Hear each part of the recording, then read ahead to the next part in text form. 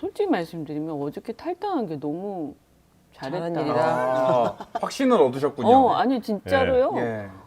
제 친구들도 그렇고 주위에서 저거 보고 네. 정말 경악을. 그러니까 뭐 보수 진보 이런 문제가 아니잖아요. 네네네. 기본 예의가 안 돼. 네. 어떻게 그리고 저걸 힐끗 보고 그냥 가?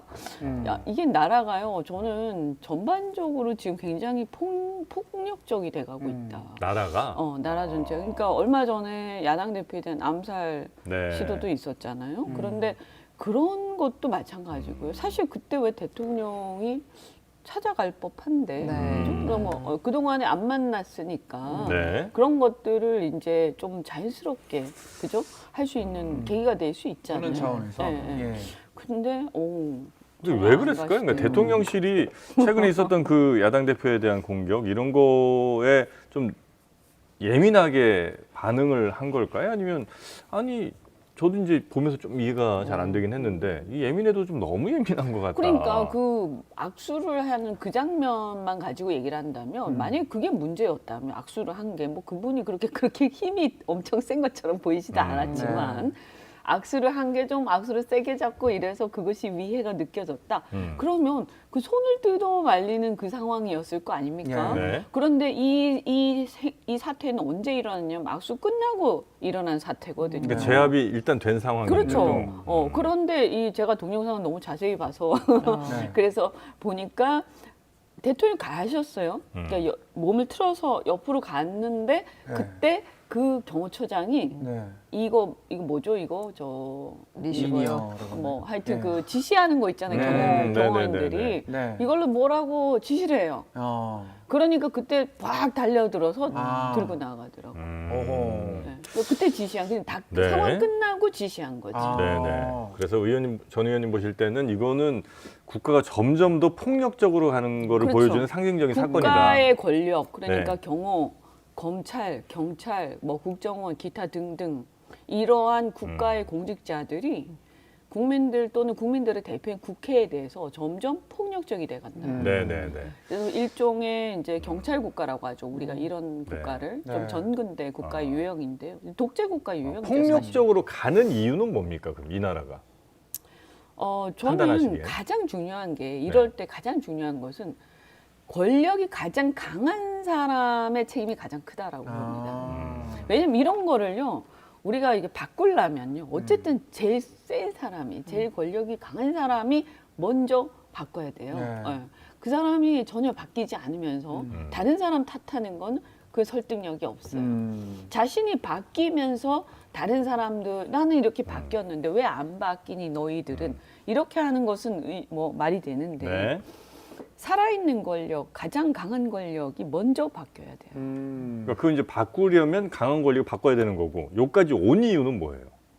그러니까요. 그게 저는 네. 대통령 자체가 대통령이 폭력적이기 때문이에요. 대통령이 말하는 말투라든가 네.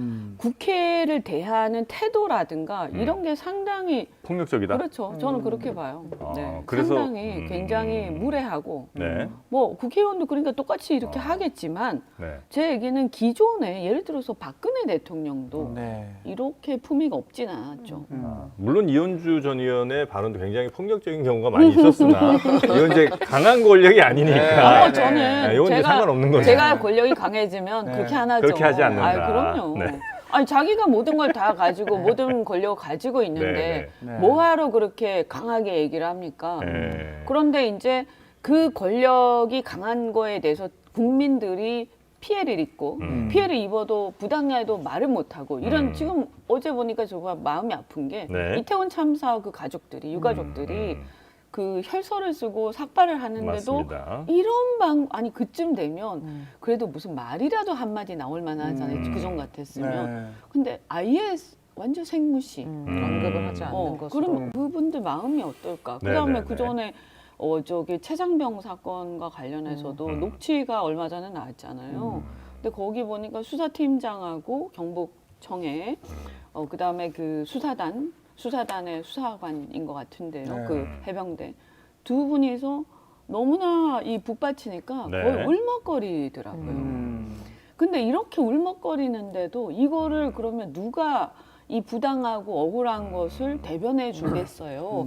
그것을 마지막에 대변해 줄 수 있는 유일한 국민들의 대표가 대통령인데. 싫든 좋든 국회입니다. 국회의원이 국회. 국회죠. 그것이 국회예요. 네. 그것이 우리 시민 민주주의 역사에서 서양의 근대사 역사에서 민주주의가 발달하면서 네. 네. 국회는 그렇게 해서 국민의회가 생기고 국민들이 대표를 보내요. 그래서 그 국회의원들이 아무리 형편없고 뭐 마음에 안 들고 하면 그것은 다시 잘 뽑으면 될 일이지만 국회란 곳은 마지막 민주적 통제 기관이다.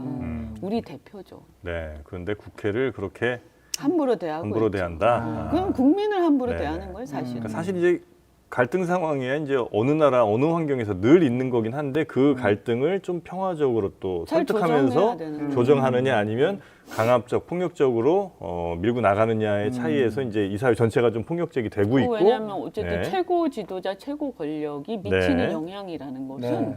지대하죠. 특히 우리나라처럼 상당히 대통령 권력이 강하고 네. 아직까지 그래도 어떤 풀뿌리 민주주의가 이렇게 완전히 정착되지 못한 나라에서는 네. 그런 게 굉장히 중요하고요. 어떻든 간에 제가 볼 때는 그 이런 것도 있는 것 같아요. 제가 그 상명하복 문화, 아, 그거 책에다 쓰셨어요. 네, 이거. 상명하복의 네, 상명하복 굉장히 권위주의 싫어합니다. 문화, 네. 저는 아니 X세대가 네. 체질적으로 싫어하는 게 바로 그거예요. X세대요. 네. 제가 7, 8, 9세대 맏언니 비슷한 이제 네. X세대 72년생이니까. 네. 아. 그런데 우리 세대가 체질적으로 싫어하는 게 상명하복 이런 거예요. 권위주의적인 거. 그래서 우리 세대가 누구를 지지했냐?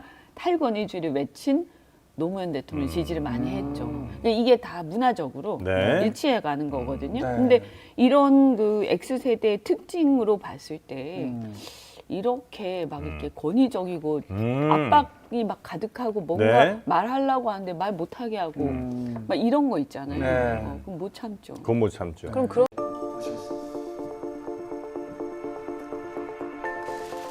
부족한 저를 잊지 않고 12년 전 제가 정치를 처음 시작했던 더불어민주당으로 복귀하고자 합니다.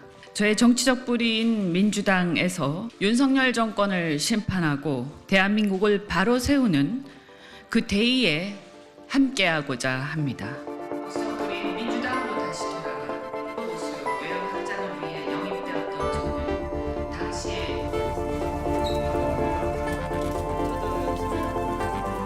너무 오래 많이 떠나왔고 너무 많은 걸 겪었기에 다시 돌아가는 게 두려웠습니다. 제 생각이 짧았습니다. 절 기대하고 사랑해준 당원과 지지자들, 동료 의원들께 항상 미안합니다.